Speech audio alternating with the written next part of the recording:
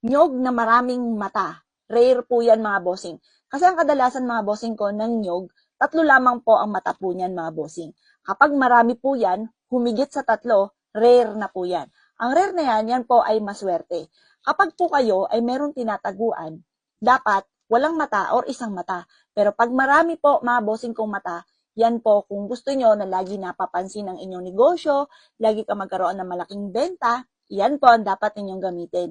Yan po ay 1,200 pesos lamang po namin mga bossing. Pero ang bentahan namin dati nito ay 10,500 pesos. Pero ngayon, 1,200 pesos na lamang po siya.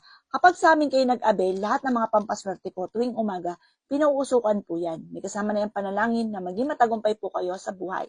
Kailangan, halimbawa ito yung kaha ninyo. Kailangan ilagay nyo siya sa pulang tela. Itali nyo siya at isabit nyo siya sa may taas ng inyong kaha.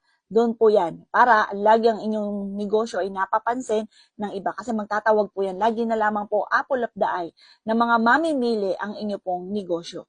Ito po ay 1,200 pesos lamang.